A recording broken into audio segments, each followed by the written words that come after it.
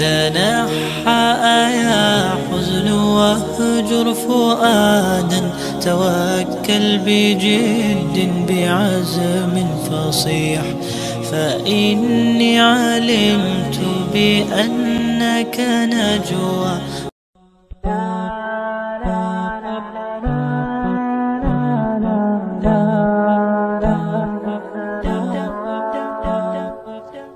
বন্ধু থাক, ও ফোন দিয়েছে। হ্যাঁ বাবু, কই তুমি? ইস, আমার যদি একটা গার্লফ্রেন্ড থাকতো কতই না ভালো হতো না?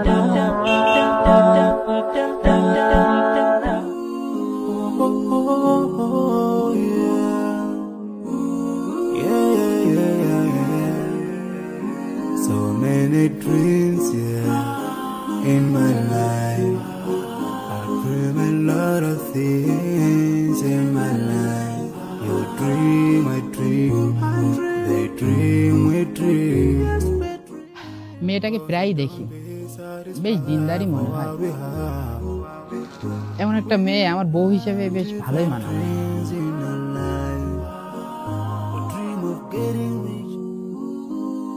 গাড়িটা চেঞ্জ কর, বুঝলি? হ্যাঁ, আপু তো বললামই গাড়িটা চেঞ্জ করার কথা। কালার উঠে যাচ্ছে, আবার এই যে প্লাগে সমস্যা আছে, ঘাড়ে একটু ঝামেলা দিচ্ছে, কি যে টায়ার একটু ঝামেলা হয়েছে। দেখি গাড়িটা চেঞ্জ না করলে হচ্ছে না।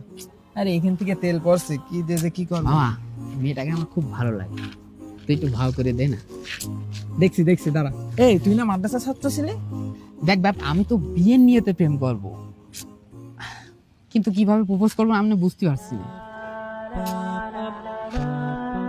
তাইলে বাপ আর দেরি করিস না, তুই জোর কাছে বলে দে।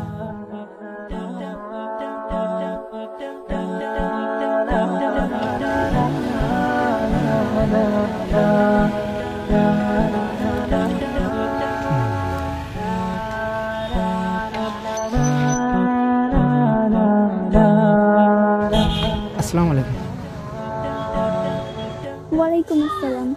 আমার পথ আটকালেন কেন?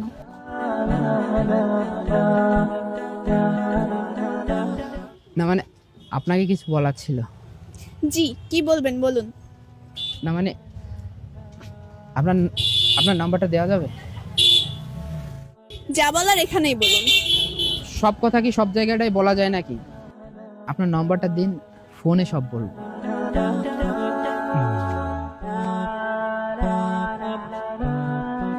নাম্বারটা কি দেওয়া যাবে না? আচ্ছা তাহলে নাম্বারটা তুলুন। হ্যাঁ বলুন। 18072430। এটা আবার কেমন নাম্বার? সেটা আপনার মসজিদের ইমাম সাহেবকেই জিজ্ঞাসা করুন।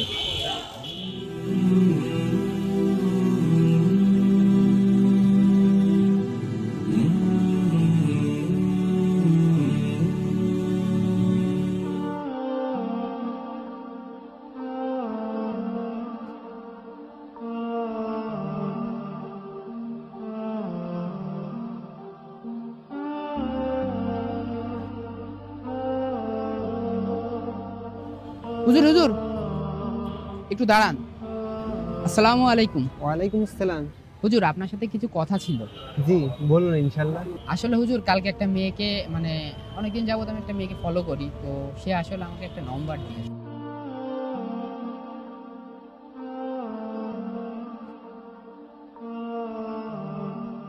জি, আপনার সব কথাই বুঝলাম। আপনার প্রথম কথায় আসি। আচ্ছা, হজের নিয়তে কি ডাকাতি করা যায়? কখনোই না। তাহলে বিয়ের নিয়তে প্রেম কিভাবে জায়েজ হতে পারে? আর আপনি যে মেয়েটির কথা বললেন, সে সম্ভবত অনেক পরহেজগারী দিনদার একটা মেয়ে ছিল। সে আপনাকে 18072430 বলতে 18 পাড়ার 7 নম্বর পৃষ্ঠার 24 নম্বর সূরার 30 নম্বর আয়াতের কথা সম্ভবত উল্লেখ করতে চেয়েছে। ওই আয়াতে কি বলা হয়েছে?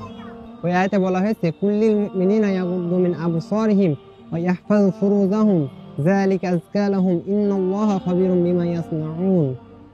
মুমিন পুরুষদের বলুন, তারা যেন তাদের দৃষ্টি নত রাখে এবং যৌনাঙ্গের হেফাজত করে, এতে তাদের জন্য পবিত্রতা আছে। তারা যা করে আল্লাহ সে সম্পর্কে অবহিত আছেন।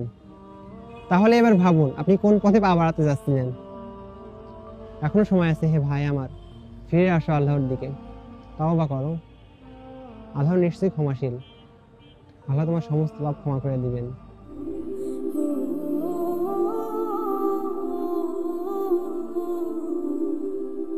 এ দুনিয়ার মিছে মায়ায় আছো তুমি ডুবে, একবারও ভাবনি হায় চলে যেতে হবে। এ দুনিয়ার মিছে মায়ায় আছো তুমি ডুবে, একবারও ভাবনি হায় চলে যেতে হবে।